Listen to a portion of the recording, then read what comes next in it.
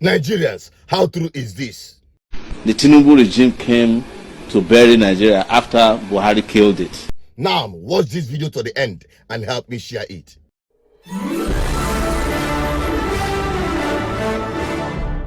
You're welcome back again. This is still BVI Channel 1, where we tell you undiluted and uncompromising truth. So they have come with a very profound statement, which many believe totally or partially with, that Buhari killed Nigeria. Tinubu came to bury it. The Tinubu regime came to bury Nigeria after Buhari killed it.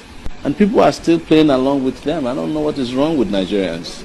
We are not playing. That's why we are not engaging in all this side hanky-panky about protests. When we are ready and when Nigerians are ready, we are interested in a revolution. We have made that very clear. Because that's what can end this nonsense in our body politic. You have all these military generals who don't go to war. And it's only in Nigeria that somebody who has never fought a war before will become a general in the army. Based on the number of traditional rulers he knows or the GO of his church, that's how they become generals in Nigeria, not because they go to war. If you see an Israeli general, it's because he has fought a war before. If you see an American general, he has been to Afghanistan, he has fought in Iraq, even though those wars might be wrong. But they have gone to war. But in Nigeria, you call these businessmen generals, they are all building estates in Abuja. They don't go to the war front. They don't know what's going on there. They are the ones who are happy that the insecurities are coming. You ask army to be doing traffic work. It's the Nigerian government that refused to release Nnamdi Kanu, something that would have solved a big problem. And then instead of releasing him, you're going to put army in the east. Every kilometer in the east, there are army checkpoints. But after 100 kilometers in the north, you can't find the army. There was a man in Katsina who said there are only 5 guns in the local government in Katsina state. And most importantly, legitimate leadership is important. When you don't vote for people and they lord themselves over you, you don't respect them.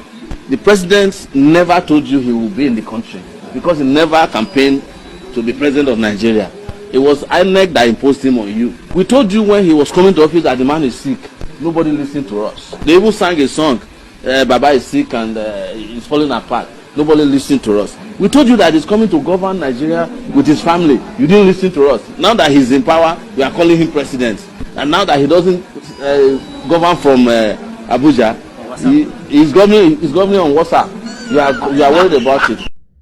Good. Now, to me personally, I will not completely agree with it, because the killing of Nigeria started with PDP since 1999. That was when the Nigerian system, in fact, the Nigerian system got corrupted since its inception, from the foundation. The concussion called Nigeria from the foundation has problem.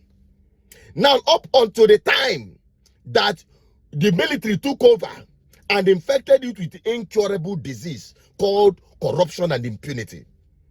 When PDP came on board in 1999, we thought that this would be a game changer. But though, we all saw what transpired from Obasanjo to Yaradua to Jonathan.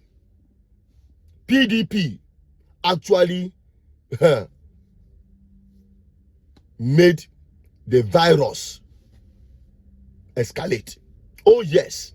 Now, when Buhari came, Buhari killed Nigeria. Now, what we are now seeing under this government of Tinubu is they are organizing the final burial of what you call Nigeria today.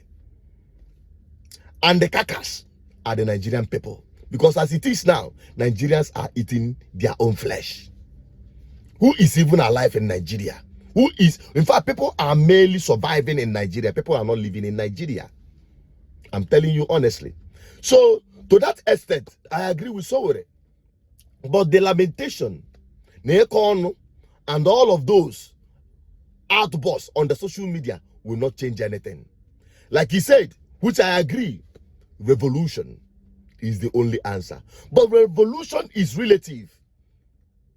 What you describe of revolution can be quite different. I have always admonished on this platform that bloody revolution is not an option.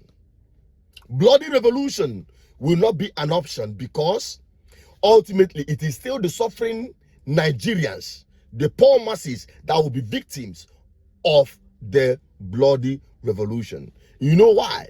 Because once there is a bloody revolution, you start killing yourselves. Whereas your politicians who have made your life miserable, all of them will take to the flight. Many of them have dual citizenship. Many of them have private jets. Boom, they all disappear.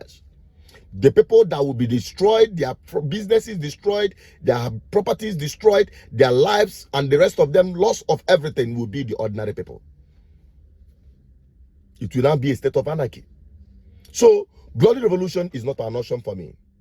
What we are admonishing and pushing for is ballot revolution.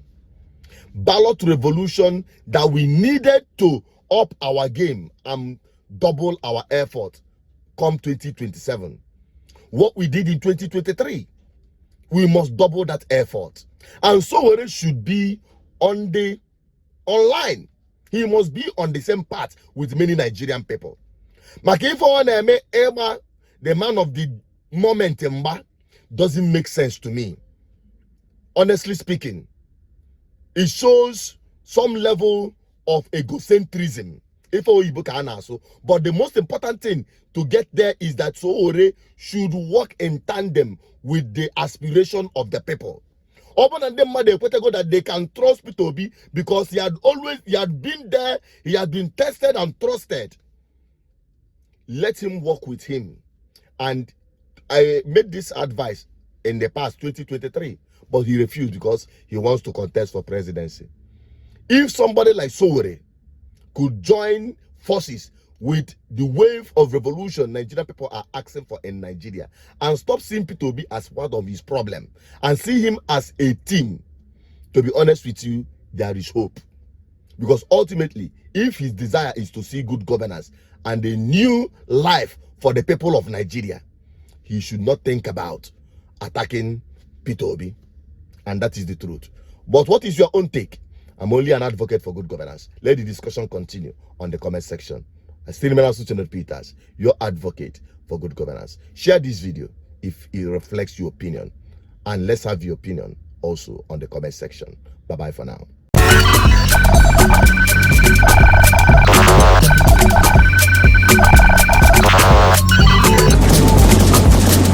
GGN, uniting the people for good governance.